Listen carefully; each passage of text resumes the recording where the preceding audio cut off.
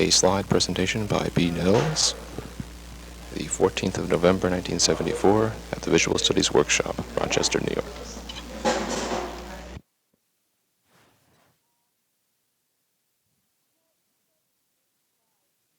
Okay, I have several trays of slides to show you. Let's get this focused first of all. What I'm going to do is go through some of my early work just to give you a sense of my background. I did my undergraduate work at the University of Florida in painting and printmaking and fine arts, that sort of thing.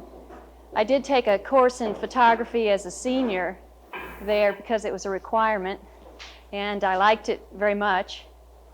But I wasn't really planning to, continue this as my main pursuit until Robert Fichter, who I had taken the course with at Florida, persuaded me to take another trimester under Uelsmann, who was there. So I worked with Uelsmann a little bit. And then I went on to graduate school at the University of Illinois in Champaign. But I was a painter there. I went on in painting and printmaking.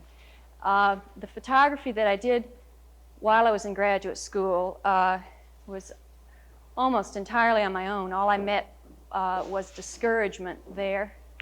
People kept saying, you don't want to do photographs, and it's not painting, and that's not printmaking, and it was really absurd, especially the first year.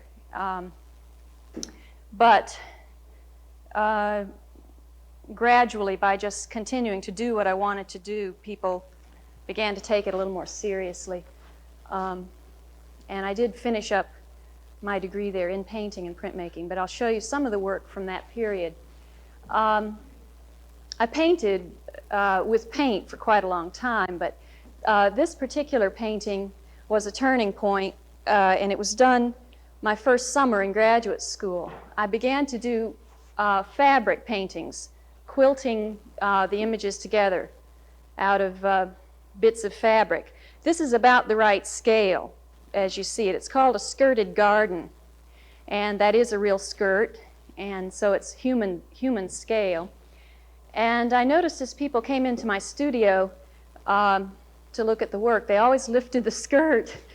And so I thought that was pretty funny. And I put a pink taffeta slip underneath the skirt with lace, and I signed it under the skirt. And so whenever anyone does that now, they get rather embarrassed because it's obvious that I expected them to do it. But this is something that's common to my work, is an involvement of the viewer, tempting them to play with the work, move it around, look into it. So this is the skirted garden. This is another very large painting of that same time. It's about as big as you see it. It's about a 6-foot painting called Curtained Lake. And it's playing, of course, with flattening out of space. You have a curtained window sort of thing, and maybe a bed, but then you have the landscape too. It's a combination of all the kinds of things that you might imagine just laying on the bed near a lake or with a lake outside the window. Yeah. One thing I should have mentioned before I started, if we can hold questions, because I've got quite a few slides to show till later, it would probably be a good idea. And if you have specific little technical things or stuff like that, I'll be happy to answer them. At any rate, what? The year was 68. Yeah. Gradually, I began to dye my own fabrics, not using them just in the raw as I found them. And this relates to things I was doing in my photographs at the same time, which you'll begin to see. I can't show you all of them concurrently, but at the same time in the photographs I was doing, I was hand coloring them. Another very large cloth painting, a lake landscape with some dyed fabric and ribbons and stuff. This one's at my house here in Rochester, and at some point maybe you'll get to see it. So at the same time, I was doing prints, and I started doing my etchings on canvas rather than paper, which freaked a few people out. But this is the same etching printed 3 times and stitched together to make a triptych, or a long, narrow, imaginary prairie. That's what the piece is called. It's almost the size you see it. A lot of embroidery, little old lady black hairnets sort of stitched over some of the areas. To me, this was sort of like a full circle piece. It originated from embroidery on a pillowcase edge. If you're familiar with etching, you can use what they call a soft ground, lay that down on the plate, and press a texture into the soft ground and etch it. So originally, this was a pillowcase, embroidered edge, and then eventually, you know, it was transferred to the plate. It became a very hard thing, but finally, as it was finished being printed on cloth, it went back to being a soft thing again. That was the Illinois landscape. This is another stuffed etching at the same time. Just printed on canvas and quilted. It's kind of nice all these quilts are hanging around right now. You can see some of the same techniques that I was using. One other etching stuffed called Traveling Clouds. It's you know, got a little of the sequential thing that you might be doing in photography, and at the same sort of landscape scene from different perspectives, and a lot of embroidery and mostly machine stitching though. Well, about that same time, a little later that summer, I finally learned how to do photo silkscreen. You wouldn't believe how hard it was for me to find out how to do the simplest kinds of things that, you know, now, like in 2 weeks, I can show you all of these things, you know. People, if they were telling you how to do silkscreen, always left out a step, or, you know, they'd make it sound impossible. And so finally, I went to Penland School, which is in North Carolina, and I have gone there about 7 years now. I used to go there almost every summer and teach. And there was an instructor there who could show me how to do photo silkscreen, which was great because it allowed me to apply photographic imagery at a large scale to cloth. And that's what this piece is.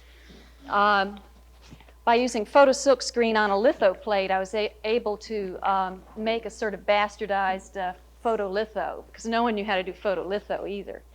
And these were printed on a litho press on cotton and stitched together. It's a layered piece, and the images of myself up there are on luminose photo linen, and so they're very realistic. And the piece reminds me very much of how I feel on the beach in a bikini, sort of like a duck in a shooting gallery. And that's what, you know, that piece is about. It's a beach girly piece. But as I came back to my studio, this is still graduate school, I found that little note stuck behind the figure, and it said, "This is a good one, FG."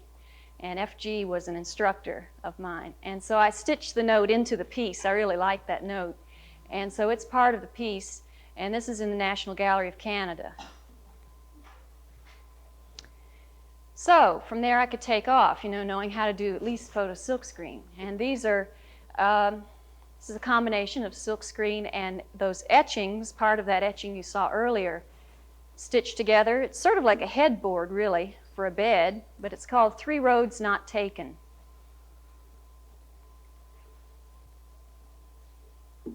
It's about that size, too. Well, I do lots of funny things, but this was just a one-time thing. It interested me to do a very long sequence that would roll by in a movie box, like you made when you were kids, you know, in elementary school, of the Thanksgiving dinner or some Christmas scene or something, and everyone rolled it as it went by and had a little play. This is one long continuous photograph. It's about the length of this room. I bought a roll of photo paper and cut it in a narrow strip, and then eventually developed it in a garbage can full of developer and toned it and everything. The making the photo wasn't so bad. The making the box was the worst part, to make it turn so it wouldn't tear the photograph to shreds. But it finally did work out. And I do like to work in sculptural pieces. This is a medicine cabinet that I altered. I took some of the silver off the front of the mirror, and there is stuff inside the medicine cabinet. To me, the medicine cabinet has been for quite a few years sort of a symbol or a metaphor for my state of mind, my head state. You have all these little shelves inside your head, and these things get rearranged sort of daily. And I'm also intrigued by the mirror surface and it showing to people what they want to see, sort of, in your face. At any rate, this piece is very irritating to the viewer at first because there's no silver right where you would see your face. And it's only natural to want to see your face. You know, you're kind of irritated that you can't. And then suddenly, just it sort of flashes and you realize there's something beyond your face. There's this landscape beyond in this object that you're very, used to just looking at yourself in. Actually, I prefer this piece closed. I don't particularly care for it open. But anyway, using the medicine cabinet theme, I've done quite a few drawings since about 1968, 69. Just, little collages. Mixed media, usually. This is seeing all these things. She stored them in her medicine cabinet. If you know the Bible, there's the quote about Mary seeing all these things, and she stored them. I forget where she stored them, but anyway, in her heart or something, yeah. I store them in my medicine cabinet. This is another one. Spring seems miles away. That was my first winter, I think, and maybe the second. I didn't see snow till I was 20, so it was quite a traumatic experience. And spring is very slow coming. Another one, I can't read the date, I think it's 71, but that was an early Nixon nightmare. And it's called The Sleep of Reason, after the Goya print, the guy slumped over sleeping on the desk with the bats flying around. This was after his re-election or his election or something.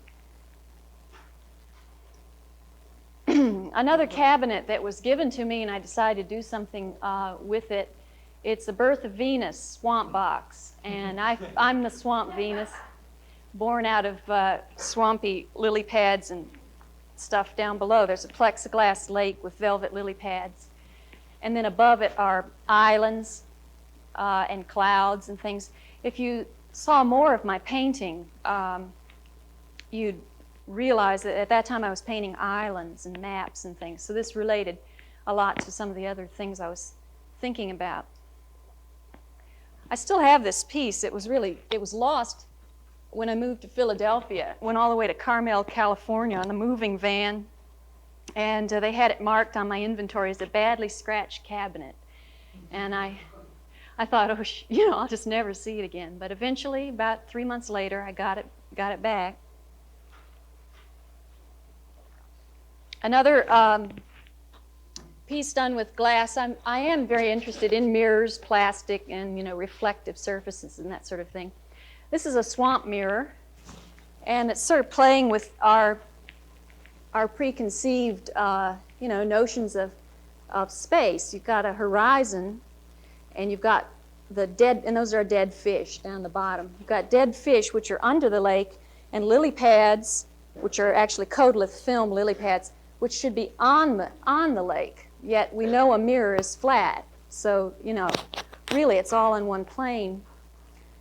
But it's just sort of playing with that idea.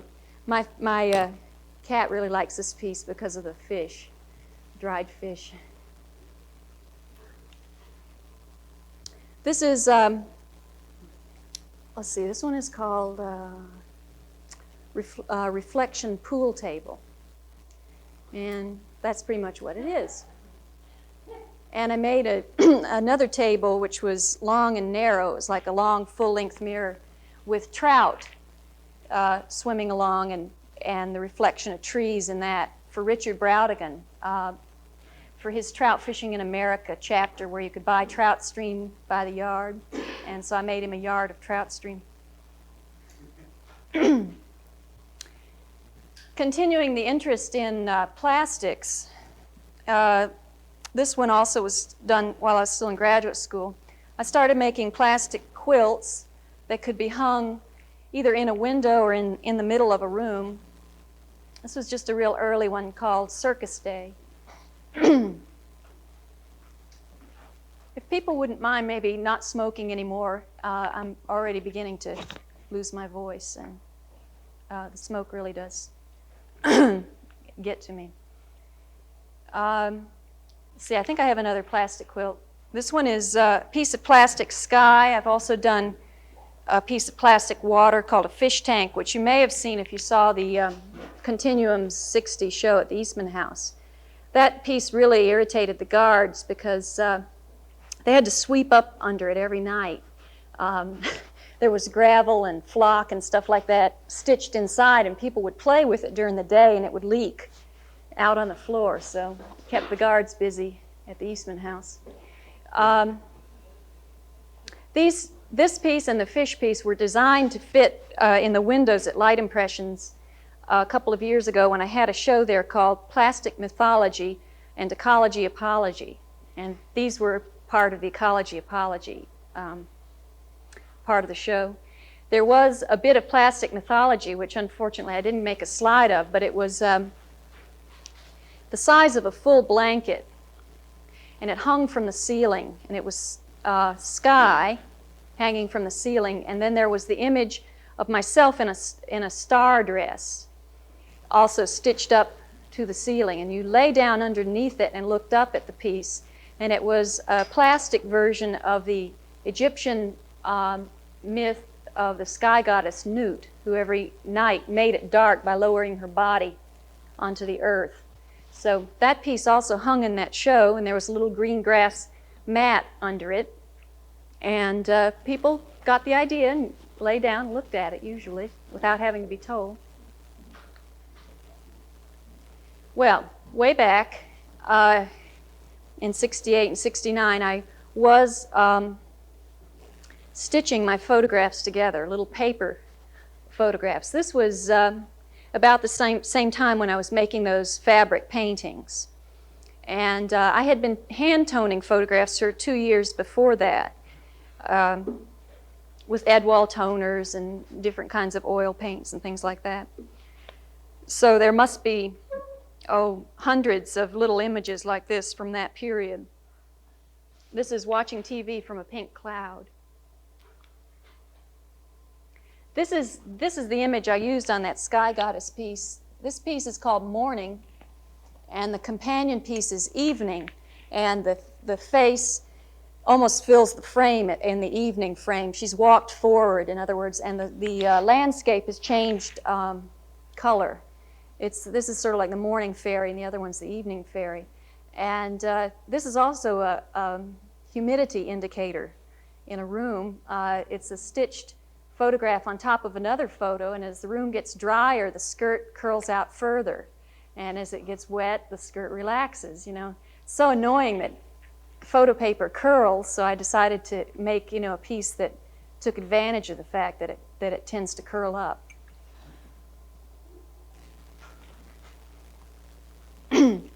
Another piece from around that time called Veiled Tunnel, incorporating cloth and toned photographs.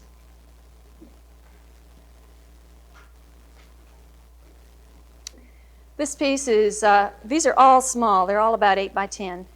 This one's called Muses. There's a layer of acetate over the photo, and between that and the photo are those smaller black and white little Cupid figures. That image I use quite often. I've used it in some of the most recent work. It reminds me of myself as a little girl. I have photos of myself when I looked almost like that. And basically, my muses are, or my muse is, myself as a young girl. I derive a lot of inspiration from my childhood, so that's what that piece is about. Another one done, same kind of concept, with acetate over a photo, called Lake Bottom Seeds. And you can pick up the bottom edge of the photo and shake it, and the flock and the seeds change position, move around. This is an attempt to describe visually what it's like when you're swimming underwater. I grew up in Florida, so I spent about a third of my childhood in the water. And kicking around underneath the water, you kick up all this silt and junk, and it starts to obscure your underwater vision. I'm fascinated by underwater vision. I think anyone who's ever worn a face mask underwater knows sort of what it's like to look through a viewfinder and a camera. You know, just a slight change of angle of that face mask allows you to see things that you maybe weren't aware of, like a barracuda or, you know, whatever. It's quite similar in a lot of ways, and it's a very restricted viewpoint you have. Another piece quite similar, just a little bit of drawing on acetate over photo.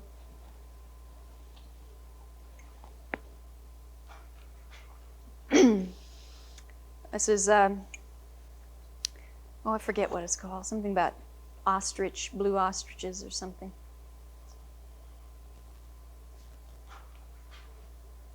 Dolphin dinner. These were done in about 70, maybe 71, I can't read from here, but this was the sort of thing that was in a show that I had at the Eastman House in 1970, yeah, 1970.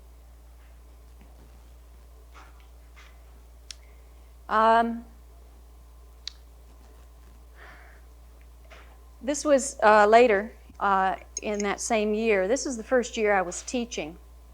I came from Illinois to teach at Nazareth College for 1 year, and then I taught at RIT the next year.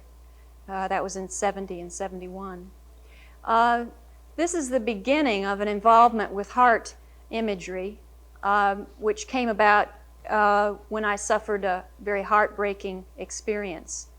And this is Blue Heart with Neptune, and the experience was with Neptune, I might add. Another one from that same period, very sort of sweet imagery, hearts and flowers, yet I'm sitting within this sort of shattered heart, very isolated, very tiny.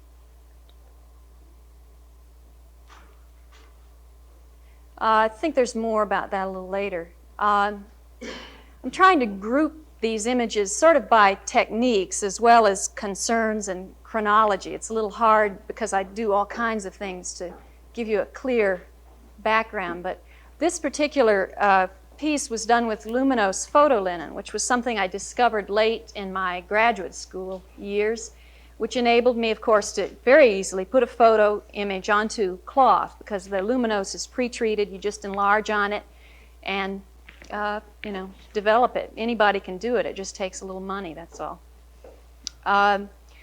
This piece was called, I can't remember, Pleasant Pasture or something like that. And this one and this one were in a show called Photography into Sculpture that was at the Museum of Modern Art in 1970. And it traveled for about 2 years. This is a very slightly stitched diptych. Another done in the same period.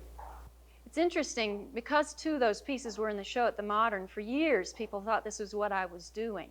You know, well, that's what she does. I only did about 6 pieces like that. It's really, you know, it's really deceptive what you see in shows. You sort of peg people, and it's very often quite deceptive. My first year in Rochester, I found out how to do the gum print, which was also a very hard thing. I had seen a Betty Hahn gum print one gum print. I knew there was such a thing, but finding out about that just seemed terribly remote. So this is an early gum print on cloth with a magazine rubbing up in the sky there. It's called Florida Pharmacy Fantasy. And I used to hang out at the Florida Pharmacy, imagine all sorts of things. This piece was in a show at Light Gallery, and A.D. Coleman compared it to The Massacre of Innocents, the Ullsman photograph, showing the obvious influence, you know. And I guess there's some there. This is another gum print on a little bit of cloth. It's called Zenith. And the nice thing about gum, it's very painterly, and you can remove a lot of the image just by brushing quite hard. So I brightened up the white in that figure and made it sort of ghostly, you know, intentionally, just roughing the gum print up a little bit in the developer. We're back. We're still in the 70s. My first year teaching, it was quite an adjustment. When I was a graduate student, I spent at least 6 days a week in the studio, sometimes 7, from about 9:30 in the morning till 11 at night. And it was really a luxury. It wasn't always easy, you know, to go in and work, but I certainly did get a lot done in those 2 years. Well, teaching's another story. And so I found my working patterns had to change. When I was in graduate school, I just made tremendous amounts of things and then discarded what I didn't feel worked. I couldn't do that. I couldn't allow myself that kind of time teaching. So I had to sort of concentrate on some areas and really think things out a little bit more before maybe I made the images. So I found one thing I could do was keep notebooks on different themes. And this is a page from the Lake Lady and Neptune book that I did that first year. So this is the first page, or a second, I forget. I don't have all of them here, but they're simply collages of film and paper and things like that, and drawing, sandwiched in acetate notebook fillers. What happens is Lake Lady is seduced, and she goes down into the realm of Neptune, underwater again, and comes up without him. Now, it's very interesting. I did this whole notebook at the time, just before this emotional, heartbreaking experience I mentioned earlier. And had I just looked at what I was doing, I would have known that that was going to happen. And I find this happens fairly frequently, at least in my work. It's all strongly autobiographical, but it often is telling me things that my subconscious mind knows, but that consciously I won't admit to myself. In other words, this relationship was a short-lived thing, and it was going to end with me coming out of it alone. I knew that in my head, but I wouldn't probably admit it. This is another from the same time. This is from the book called Bee and the Birds. And this is Leda and the Swan. And I'm interested in the classical nudes. This was done at the same time, and most of the nudes that I selected to work with, the classical women, were women who were manipulated or mistreated by men. In this case, this was old Zeus. It wasn't a swan. Shortly after that experience was one of the first times I really began to go back into my childhood. It was an escape. I asked my family to send a bunch of negatives up to me, and I began to work with a lot of these images. This is a notebook called Ghosts and Stitched Shadows. And this is my Christmas doll. This is another image from that book, dealing with family memory. now personally I'm horrified seeing young boys with guns. At that time, you know, I didn't think anything of it.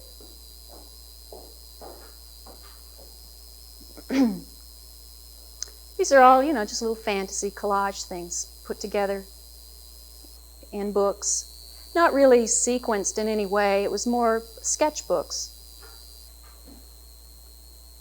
This Lake Lady is a young girl.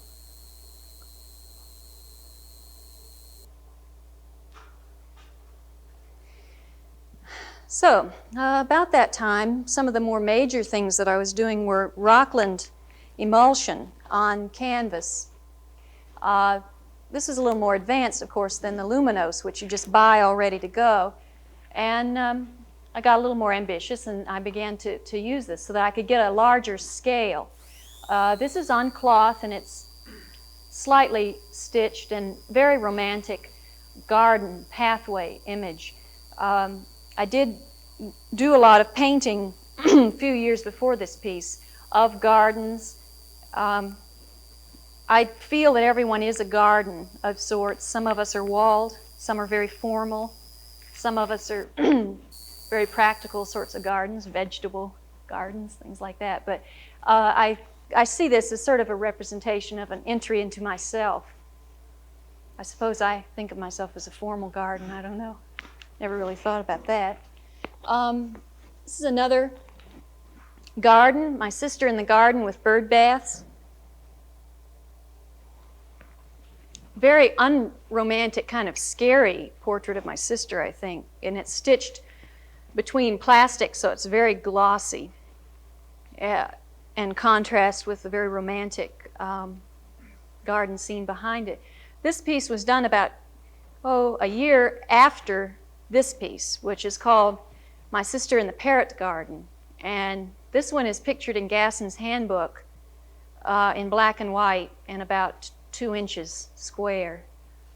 And anyway, this is what it looks like, more or less. I mean, you have to see the real things. But I used my sister, well, most of the members of my family, but especially this sister, whose name is Connie. She's 10 years younger than I am, and I think we look quite a bit alike in some ways, gestures and voice and things like that too. But I use her image to represent myself at a younger age. So this is Eve in paradise, essentially, the age of innocence. And this is a piece done maybe a year later when my life was a little different. This is the expulsion of Eve. And it's also, I think, a contemporary nightmare, you know, one that most of us have had, running around Rochester in the winter with no clothes on.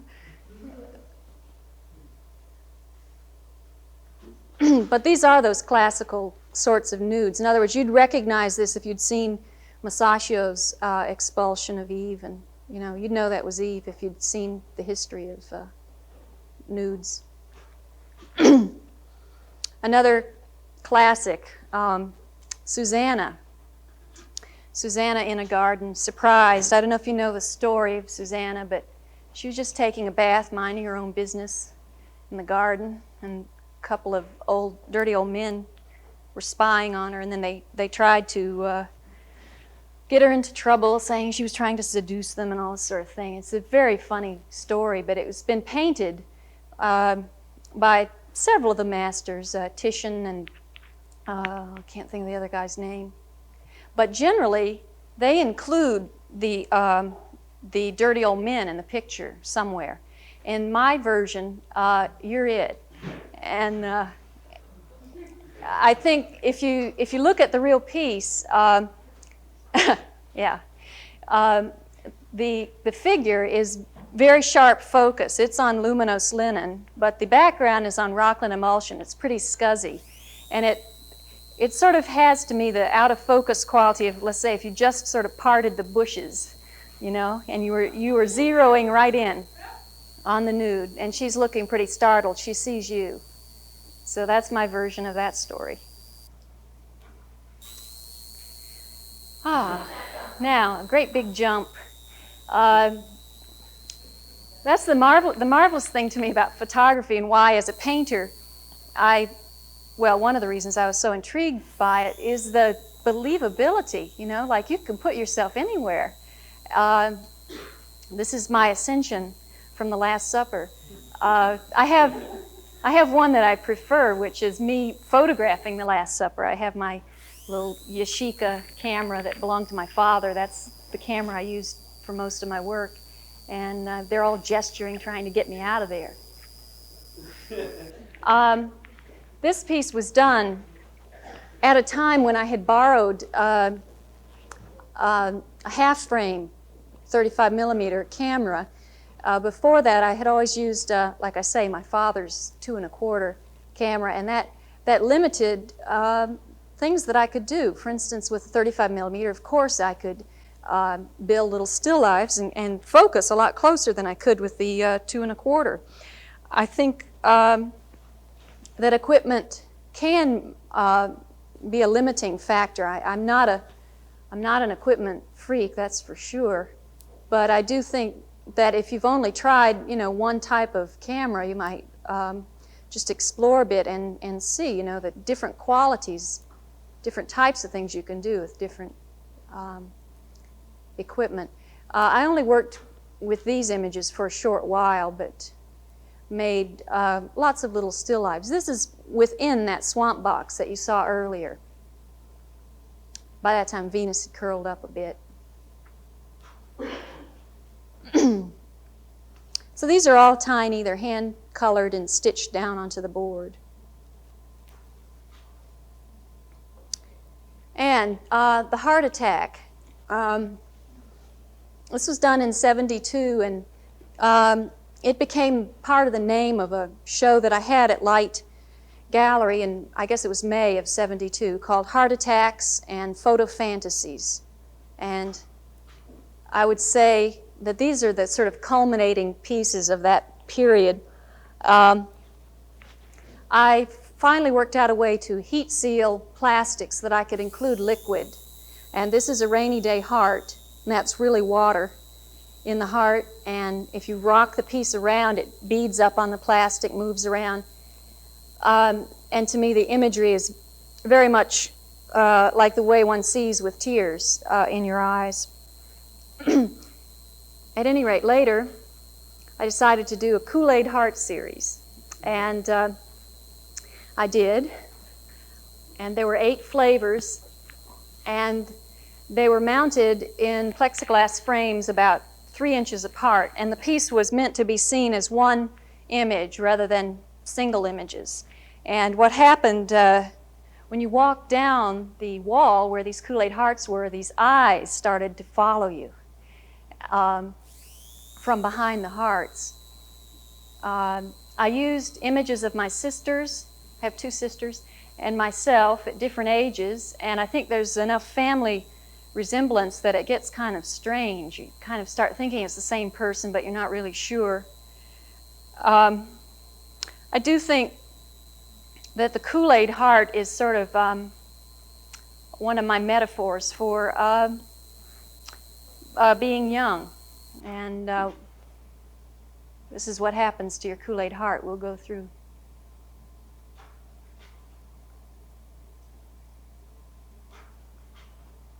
I'm missing the slide of one, unfortunately, but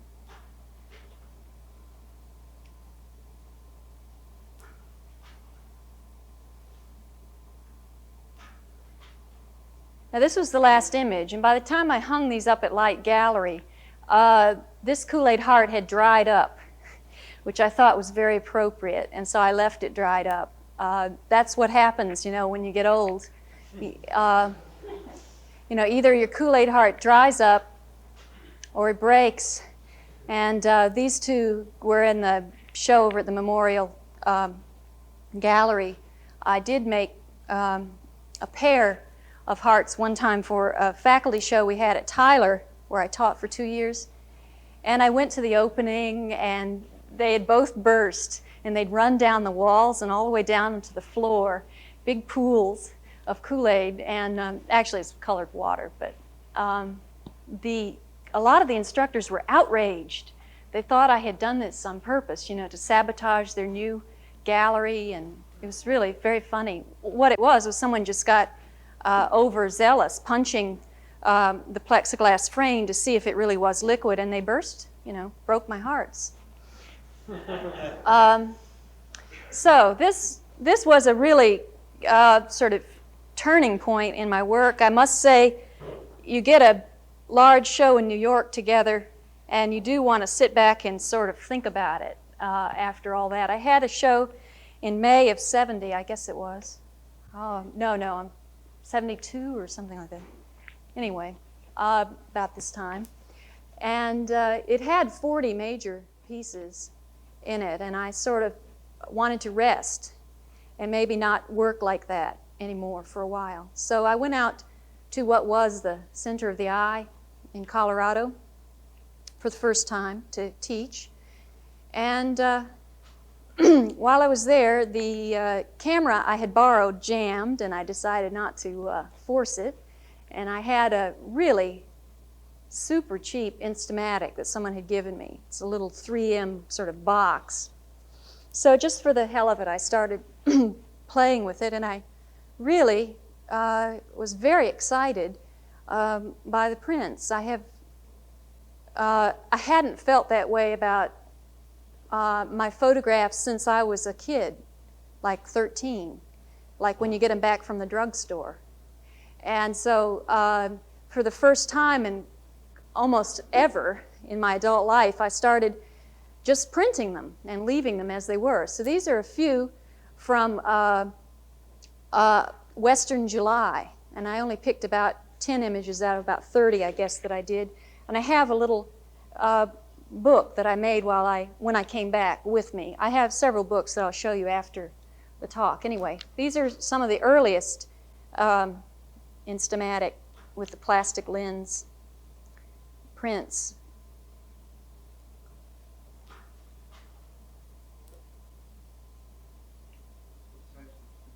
Oh, about 5 inches square, not really very big.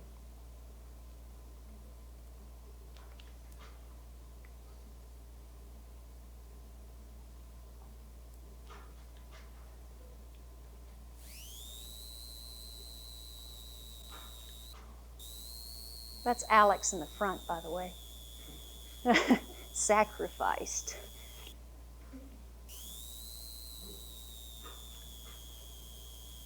Okay, now what I want to do is put one more tray on because I want to show you things side by side, so that's going to take just a second. If I don't strangle in this microphone cord. They're just black and white prints. Yeah. They probably, it's the slide.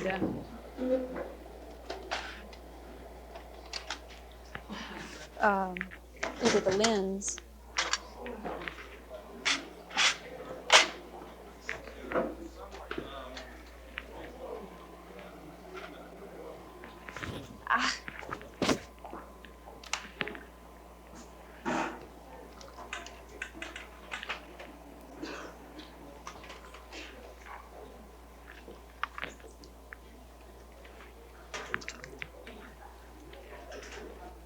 I'm going to get killed, I know it. All these cords. Okay, thank you. Okay, at that point, I moved back, I moved to Philadelphia and was teaching at Temple University. And I went home very briefly to Florida using this new camera, taking pictures of my family. So when I got back to Philadelphia, the first thing that I did was a small book of snapshots called A Florida Fantasy. And it was meant to be seen in sequence and pairs, and I'll go through it. Not to insult anyone's intelligence or anything, I will go through it sort of literally, and explain what I'm thinking about when I put those images together or in that order. This is just a glimpse at Florida as I see it and my family. And it is a fantasy sort of thing. This is the first image. It's my sister in front of a winding road. She looks quite young, and at the very end you'll see a very different version of her and another road. Anyway, this is how the Florida Fantasy begins. And first I'm taking you to a swampy swimming hole and a very dark part of Florida, dark water anyway.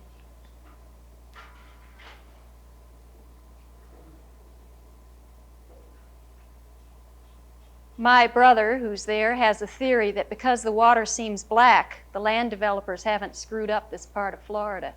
It's because the soil under the water is very black, so the water looks black, but it's really perfectly clear. And now we'll travel across the state and go to the sand and to the ocean part of the state.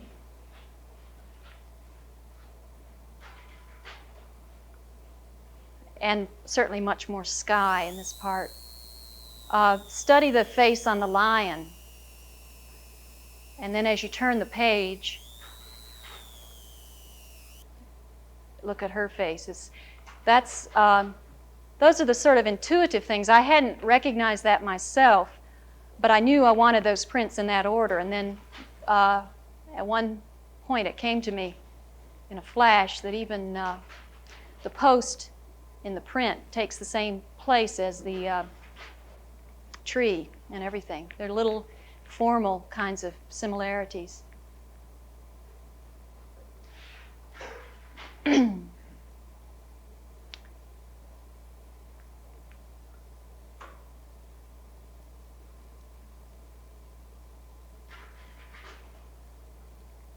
Now we're literally in the water here, and on the one side you see an inward water gesture, a sort of a sucking in kind of thing, and the same kind of gesture is going on between my sister and her husband, this sort of holding in, inward kind of gesture. And then you turn the page and there's an outward water gesture, and we're beginning to go back into a very dark, heavily grown part of Florida, and into my own backyard and my mother. I tried to put everyone in, but I had to cut a few. They just didn't fit. I'll try again some other time. But the gesture of her hand and the shadow and that sort of thing also relates to me to the gesture of the water.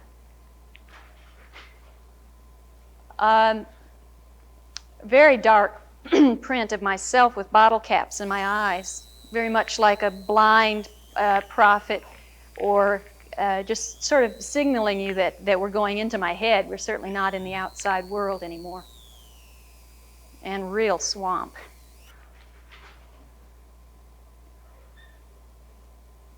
Prints aren't this uneven in tone. I think something happened in the development of the slides or something, but they're very dark prints.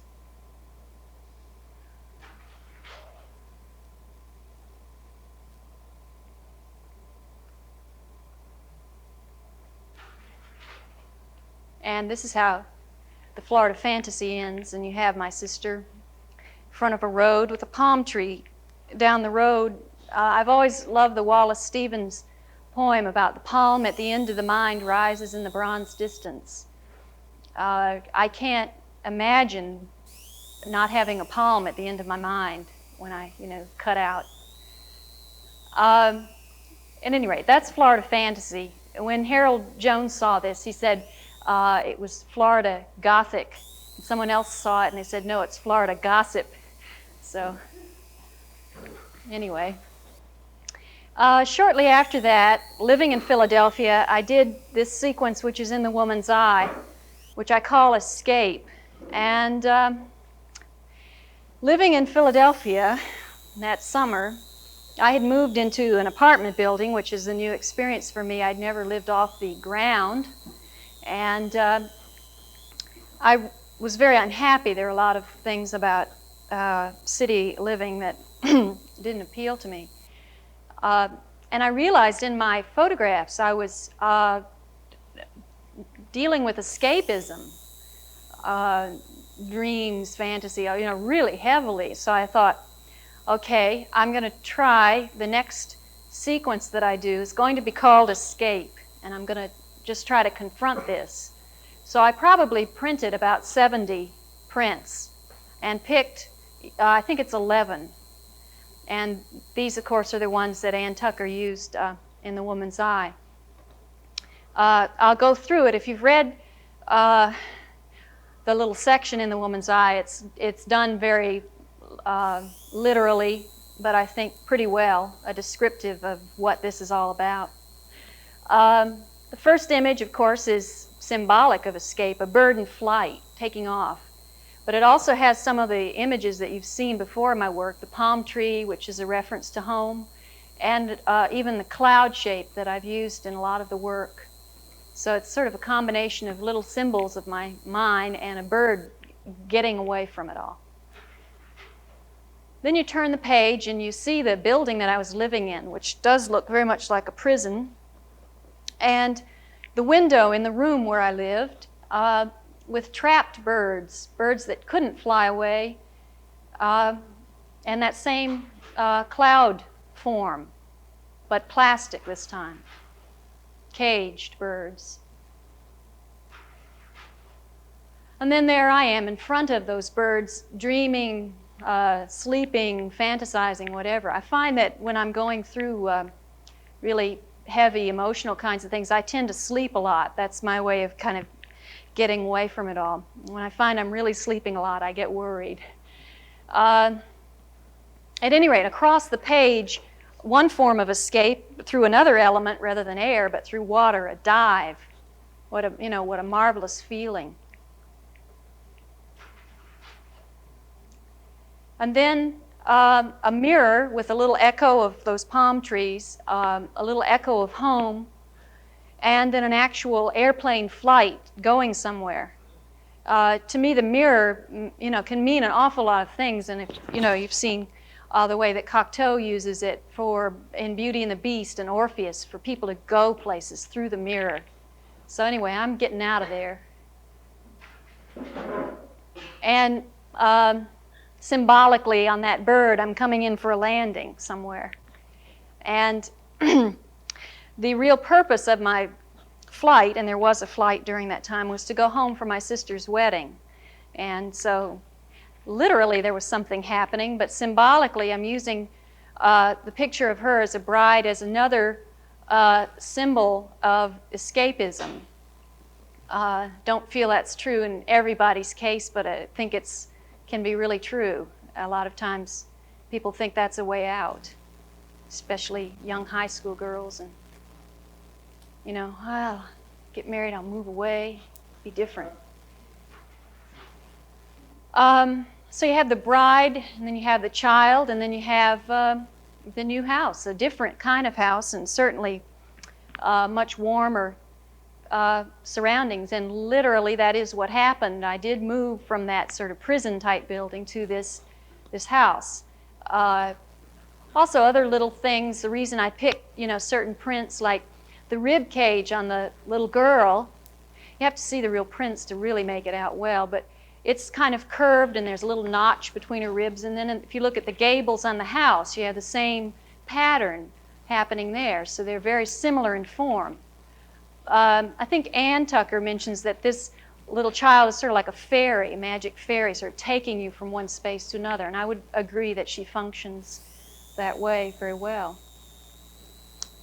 So that was Escape, and I succeeded. I escaped and moved to a little bit safer neighborhood. And at that point, I sat back and I looked through a lot of the images that I'd been taking with this Instamatic.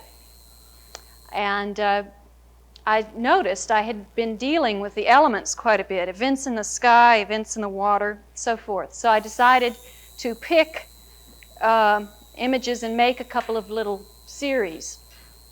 And this is Events in the Sky. I don't claim this one to be a real heavy sequence or anything. It's mostly a collection of sort of fun type things dealing with events in the sky. And I'll show you events in the water after this. Uh, Events in the Sky and Events in the Water were my first offset litho projects. I decided I was going to do a book. Well, there's a lot to doing books, and I learned on these projects an awful lot. It was a very simple, I think 12 images per book or something, but I had no one there that really could help me very much. So it's quite an involved experience. It took me months. It shouldn't have taken that long.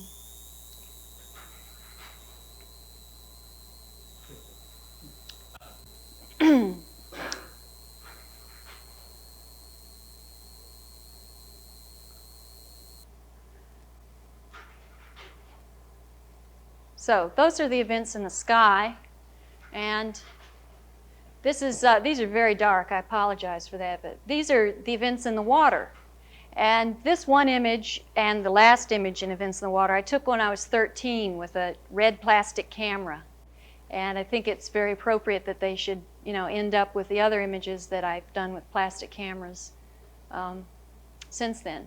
But photography then was really something special. I had to buy the film with my allowance. And I remember taking almost every picture because I really had to know I wanted that picture.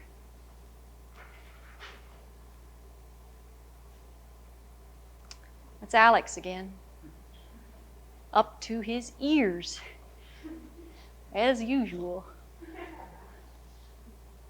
You can't make out too well in this print, but that's a swarm of water bugs, and that's also from my childhood, chasing water bugs constantly. You never can get close to them.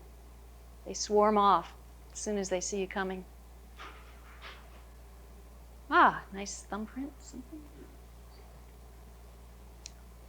I did bring the original prints, so I think it'd be better to look at those, but I have devious reasons for showing you these. That's Bill Edwards, enjoying the whole situation there.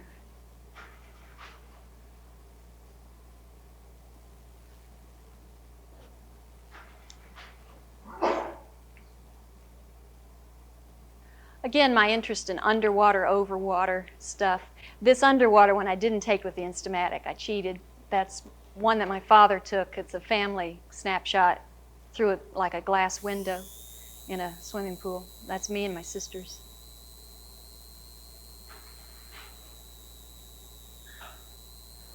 And so that's water. Now, since then, I have done earth. I haven't done fire yet. Eventually, I hope to do all 4 elements. But fire, to me, is the hardest one to deal with for some reason. I guess it's not a very natural thing for me to be around. But I'm thinking that possibly the fire would deal with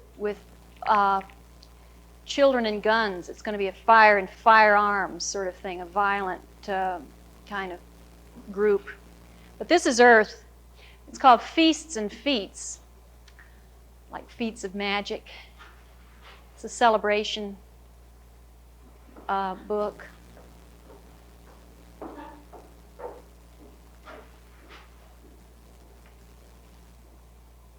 Full of all kinds of strange things. Flying ducks.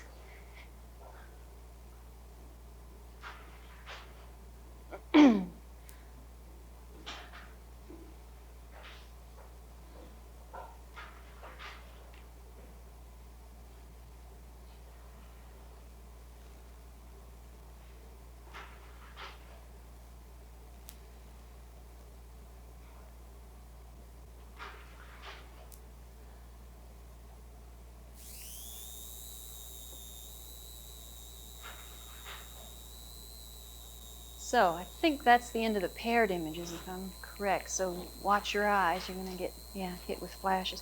One more small tray. Hope you're holding out pretty well.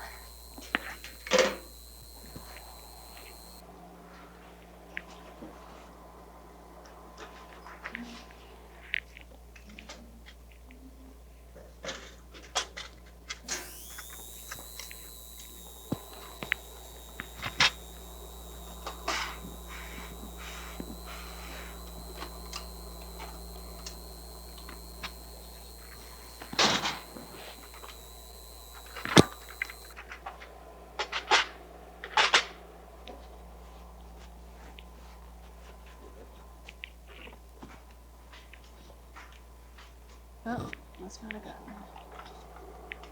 Oh, I see. Okay.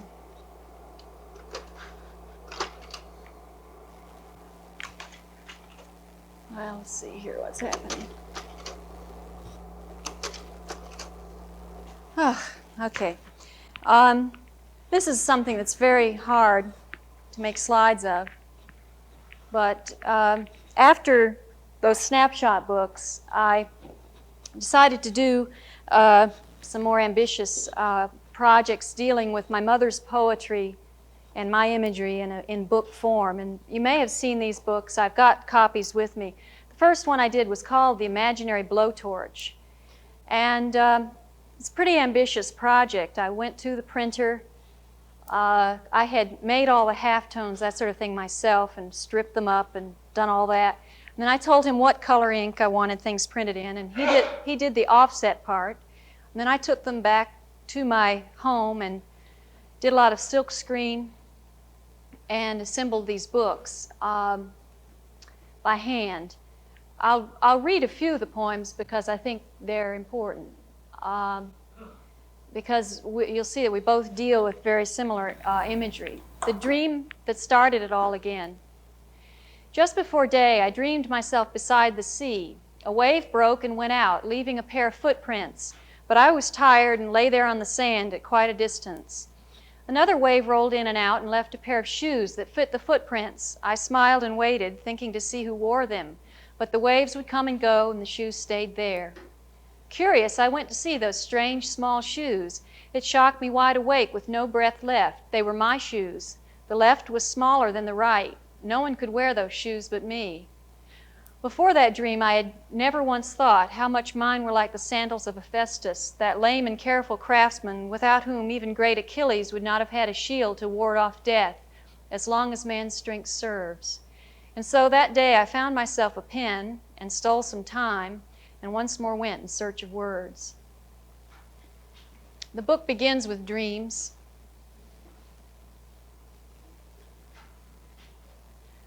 There are mylar overlays, that's why the palm tree magically moved from one side to the other, and tissue paper overlays and things like that. This is a poem about I can't read this one because I can't see it, but you can see these books afterwards. It's a poem to the artist. All the things an artist must know, and if the artist doesn't know, it's like a palm tree without wind, no lift, no sway, no ballet. This is another one of her dreams, the dream of the river road. It's an image that I constantly dream of. I would say that for about the last 3 or 4 years, I've been able to remember a lot of dreams, and I write them down in the morning. I've been doing that consciously for about almost 3 years now. And it's very strange. I can go back and read a dream of 3 years ago and remember that place as well as any other place I've been. The Dream of the River Road. I'll not try to read too many of them because I'm sure you're getting tired of sitting. But then we travel. We're not dreaming anymore. We're traveling to the country where there are no cats.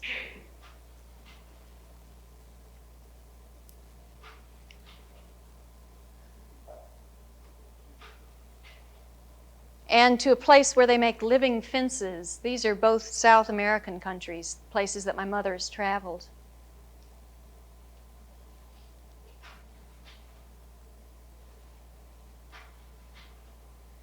And the title poem is The Imaginary Blowtorch.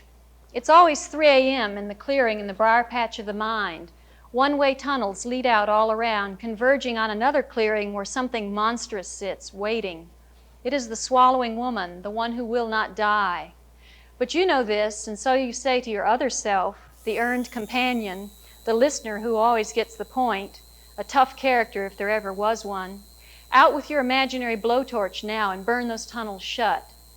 And when the daylight comes, you're still holding out, not a scratch on you, only just a little bit blue on a green morning.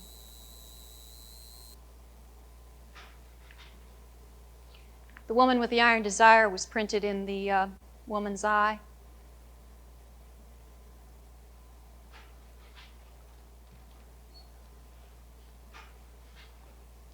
and a poem about Susanna, which she wrote after seeing the piece that I made called Susanna. This doesn't always work. Usually we work independently. Rarely does she write a poem for something, although she did write one for the show I had at Light Gallery. This is Susanna in her garden, and then we have the garden wall, and then behind the garden wall is a very romantic poem called But You Shall Live on Easter Street Inside a Wall, and it describes my backyard in Florida. And this was written on the event of the show at Light Gallery called Heart Attacks, because it says, the world outside is restless, dark, and vast, and full of sharp surprises for the heart. But you shall live on Easter Street and come home to showers of white flowers drifting down on roses in their silk serenity. Very romantic, pastoral poem. A poem about a wave, the last one. Unfortunately, in this slide you can't even see, but there's subliminal seagulls that fly across that poem. You really have to see the actual paper. At any rate, this wave thinks it's just terrific. It's going to end everything. But something it learned in the fall made it dissolve into white lace laughter on the black sand and lift to disappear in the seminal mists of the sea.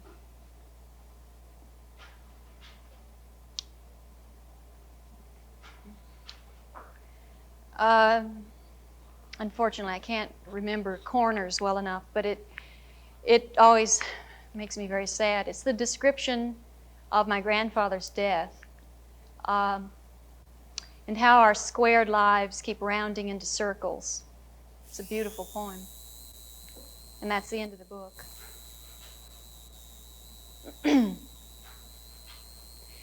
The next book I did was The Elsewhere Bird. The Imaginary Blowtorch took me about 6 months. We're looking at a year's work in the Imaginary Blowtorch, and The Elsewhere Bird was a year. And that's about all I produced, because I made 100 copies of each book. So every action had to be done 100 times. In other words, I stuck 100 orange stickers, down to put that little touch there. And so it's very time-consuming. It's also something that requires intense planning, and I'm not very good at that. A lot of things I do intuitively, so it's a real gamble. A book is like a puzzle, and a page comes out one side, and it's going to show up again later in the back side of the book. And if you make something that doesn't work, you've pretty much blown the whole thing. So it's really a challenge to work one of these things out. This has fabric pages and mylar pages, and then you turn and you get to the first poem, which is the title poem. How old are we before we hear the Elsewhere Bird? After that day, we live in flatlands, remembering hills, or live among the hills themselves and think flat.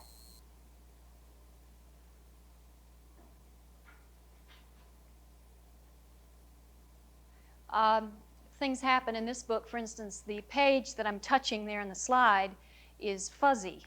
It's fuzzy plastic. And the poem on the other side is a very sort of romantic poem.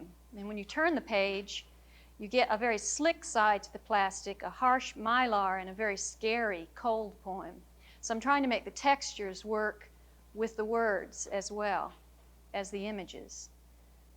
And this is the flowing fox totem pole, how you can fantasize the most horrible things in very simple things, like this is an image she sees in a plywood door. But she says, no, nightmare is too easy.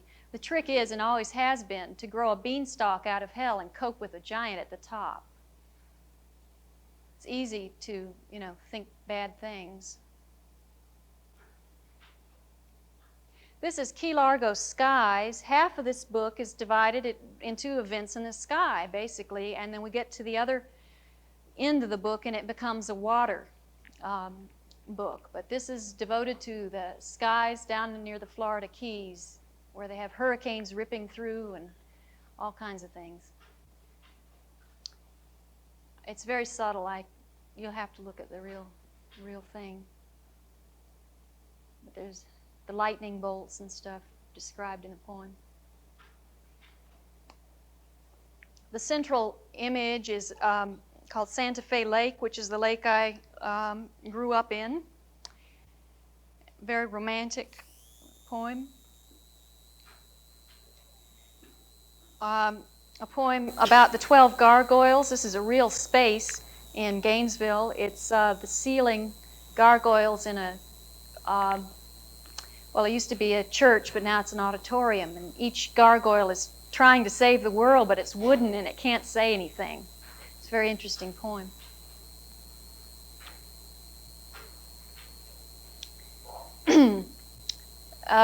Another autobiographical poem about my mother, Wasting Time. Say how she wasted time cutting roses, putting on mascara and blue shadow, lighting sparklers for her children, playing with the little dog, letting the neurotic parakeet hop on and off her finger. Say then that out of the time she wasted, she made poetry and gave it all away. Say now how time wasted all its efforts on her.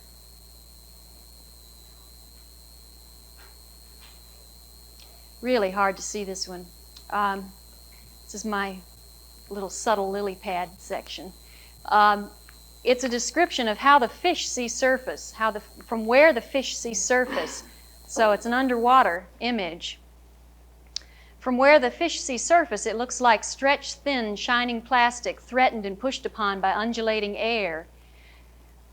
Yes, they think the air is silver, yes, a heavy and quicksilver threat, scarcely contained and at the whim of someone who right now does not know that they are there, questing about.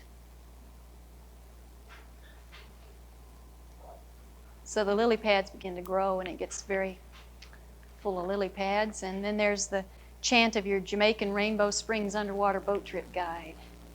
All the fish, big bass. And an autobiographical poem about my father's father, who died when my father was about 6 or 5 years old. It's a combination of everything my mother ever heard about her father-in-law that she could remember, written out in a poem. And his death was sudden. How he called home that day, and the maid answered and told him, "Miss Jessie's in the yard."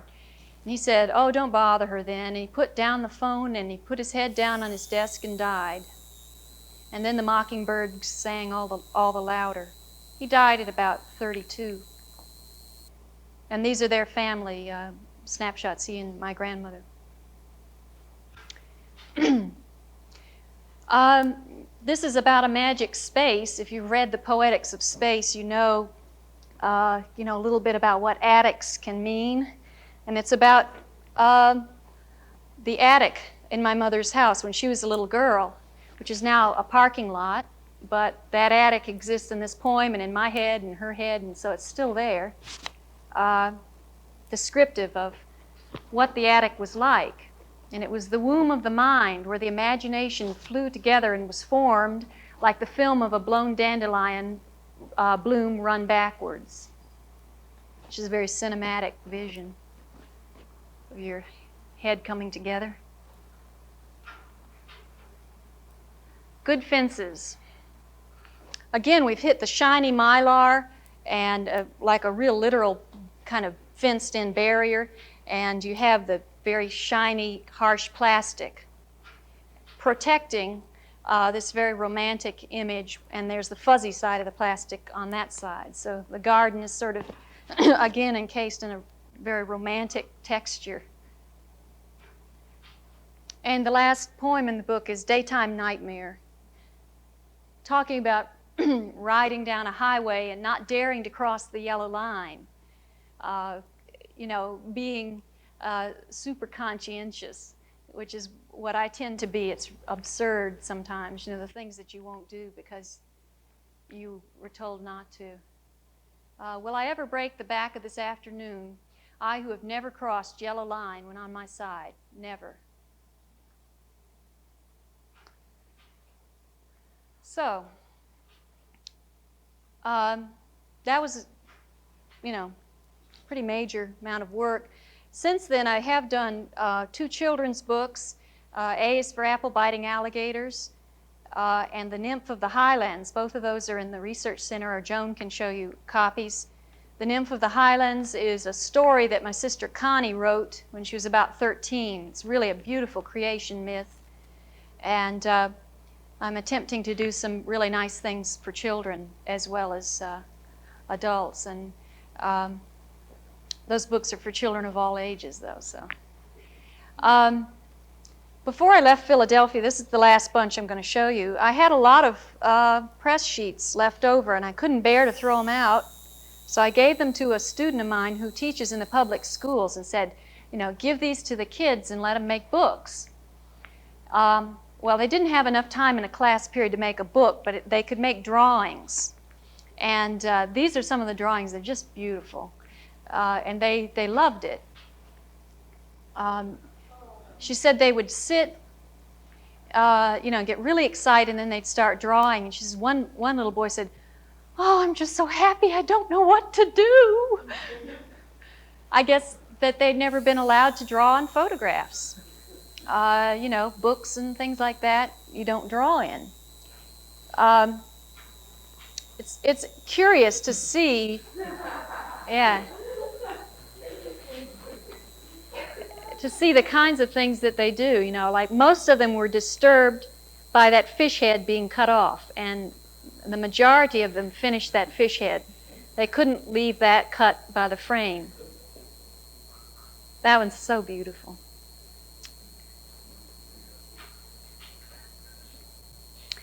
Let's get away from the shark. Help, help, help.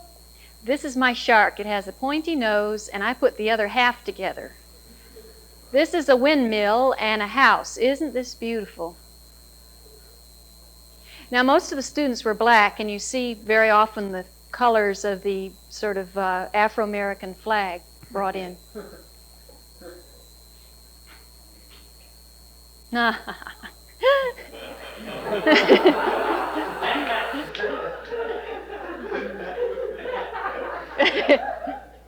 Yeah, that's art. Yeah.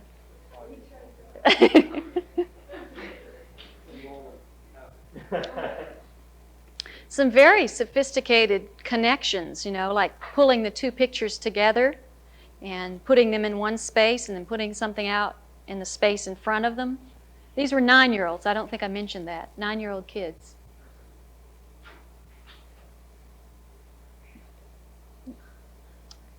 Just beautiful.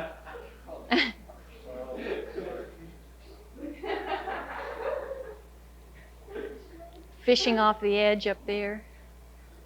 Fishing off the edge of the picture.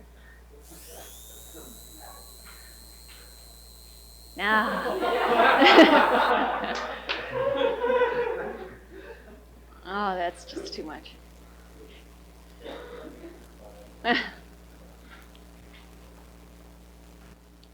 And another one that really bugged them, they couldn't have the diver diving into nothing. Almost all of them built a swimming pool for him to land in underneath. And most of them completed the feet on the guy walking on the bank also. This one's very bold. I mean, she actually colored the photo, and very many of the students avoided the photo. They worked around it. This one's really very good observation. Like, there really was a plane that left that vapor trail, and she finished up the picture pretty much the way things were, just from the little bit that I told her.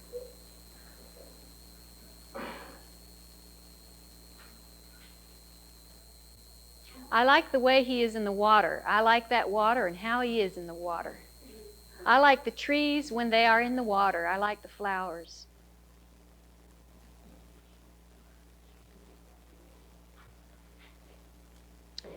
The little men are trying to help the big man. He is drowning. Fishes are trying to bite him. They are trying to throw him something, but he did not make it. Poor Alex.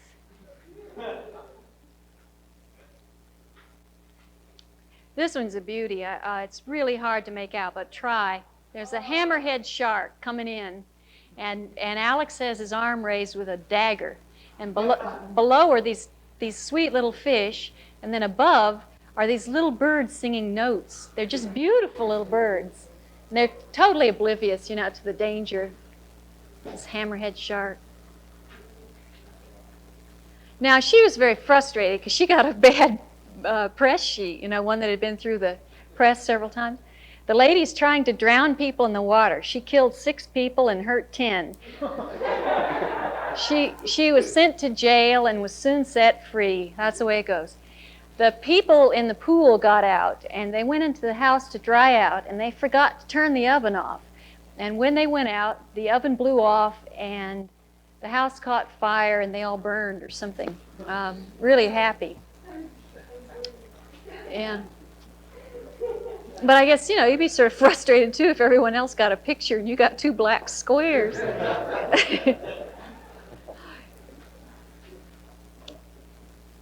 And everyone knows water isn't square, Can't have that.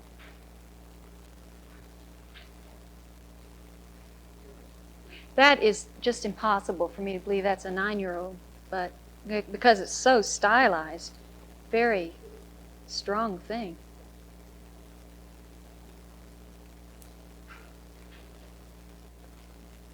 The girl in the water, she have a ball in her hand, and that has the Afro-American flaps on the side there.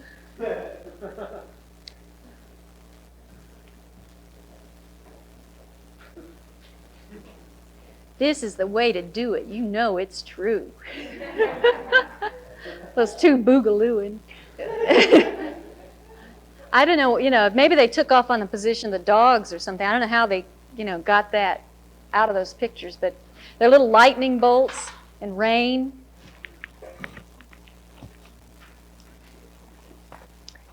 This was very timely. This was in April of this year when the tornadoes were in the news. So this kid had been listening to the news.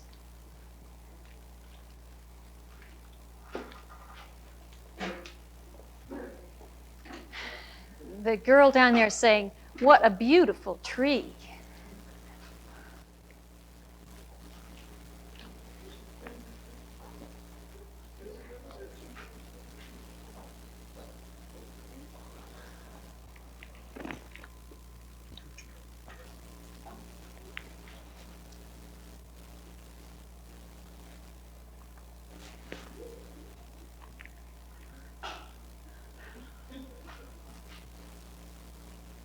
Now, see, he didn't get depressed. He didn't have much of a picture either to deal with. But I guess he found the legs of the figure in there and continued it.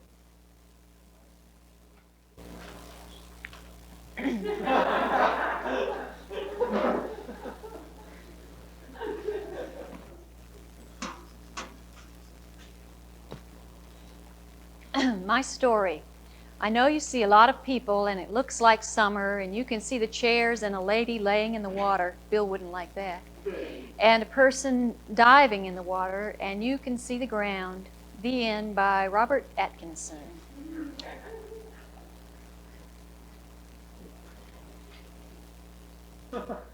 This is a very sophisticated one according to the teacher. Most of them would avoid drawing the figure. It was very hard. They were probably at the age where they felt a little self-conscious about that, so there weren't too many attempts to draw much more than feet or something like that. This one is really neat. They redrew the inner tube image below with every detail, the rope, the chairs, the extra inner tube, glasses, everything, his kneecaps, a whole bit. And then that little fish is brought from the other side of the page. He saw that fish around on the back side and brought it around onto the front.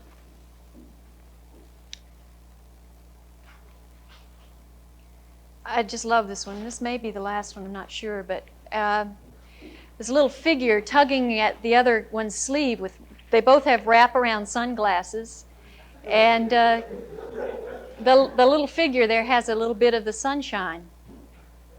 Little dripping bit of sunshine on April 5th. Yeah, I think that's the last one. Now, if you would prefer to take a break and then those of you that really want to ask questions, that sort of thing, come back, maybe that'd be a good idea, because that was a long time to sit. and I'll be here. Why don't we come back at 3? It's 2:45. Okay? Anyone that wants to?